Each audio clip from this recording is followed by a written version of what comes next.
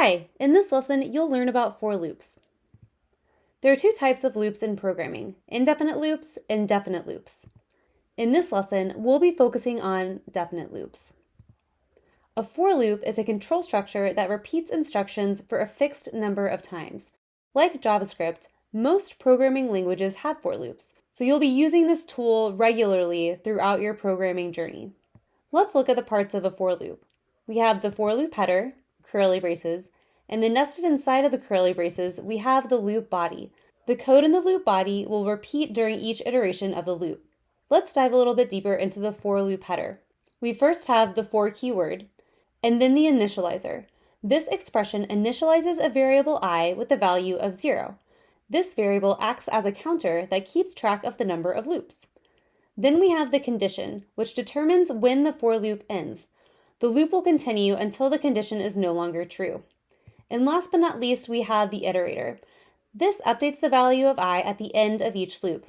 As a reminder, the ++ is a shortcut for adding 1 to a variable. Let's take a look at an example. Here we initialize I with the value of 0, and then we'll check the condition, is I less than 3? That evaluates to true, so we go into our loop and execute the code in the code body. We'll then go back up to the for loop header to I++ and increase the value of I by 1. So now I has the value of 1. We'll check the condition again, is I less than 3? That's true, so we execute the code in the code body, and then back up to the for loop header to I++, so now I is 2. We'll check the condition again, which evaluates to true, so we execute the code in the code body, and then head back up to the iterator to add 1 to I, so now I has the value of 3. We'll check the condition again, is I less than 3?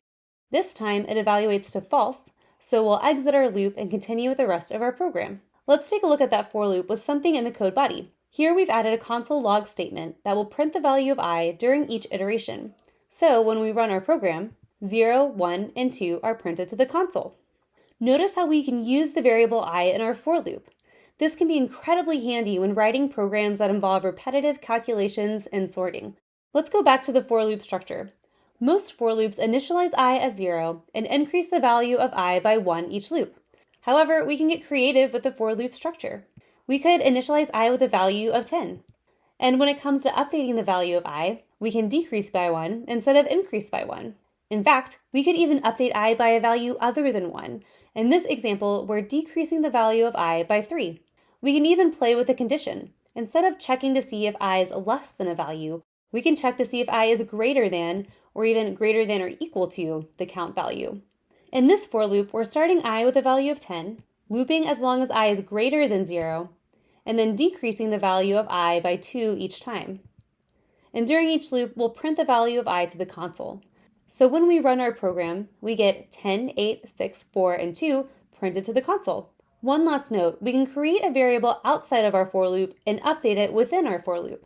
In this program, we create a variable age outside of the loop and set its initial value to 10. Then we loop 5 times when I is 0, 1, 2, 3, and 4, and each loop we add 1 to the variable age. When we run the program, we'll see 5 print statements, 1 for each loop, and the value of age increases by 1 in each loop. Let's head to the editor to do some more exploration with for loops. Here we are in the editor. We have 2 constants created at the top of our program, min and max. Let's create a for loop that loops from min to max, or from 1 to 100, and prints the value of I to the console. We'll start with the for keyword, followed by the initializer. Instead of setting I to 0, we can assign I the value of min, so we're starting our loop at 1. Using a variable inside of our for loop header makes it easy to change the values for when our loop starts and ends. Now we have the condition. We want to continue the loop as long as I is less than or equal to max. Lastly, we have our iterator, and we'll have I increase by 1 each time. During each loop, we'll print the value of I to the console. When we run the program, we should see numbers 1 to 100 printed to the console. Perfect. Now let's write a more complex program that adds the numbers 1 to 100 instead of just printing them to the console. We can see that during our loop, I has the values of the numbers we want to add. So how do we actually add them together? We can start by creating a variable outside of our for loop to store our growing sum. We'll set its initial value to 0. So we want to add 1 and then 2 and then 3 to our variable sum, which those are the values of I. So we can write sum equals sum plus I. And this is updating the value of our variable sum by adding I each time. Let's add a few console log statements before we run this program to make it clear what's printing to the console.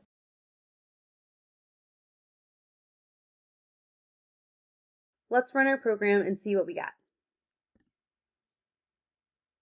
All right, so we can see that when we add the numbers from 1 to 100, we get a sum of 5,050. Let's take a little bit of a closer look at how this works. So here we have the value of I, going back to our console log statement, I and then sum. So we have the value of I is 1, our initial value of sum is 0, so 1 plus 0 is 1. And this will be our second loop, so I is now 2, sum was 1, so 2 plus 1 is 3. And so we do this all the way down until we get to our 100th loop, so we have 100 when I is 100, and then the value of sum is 4,950, add those two together, and then we get our final sum of 5,050. So now it's your turn to try out for loops in your programs.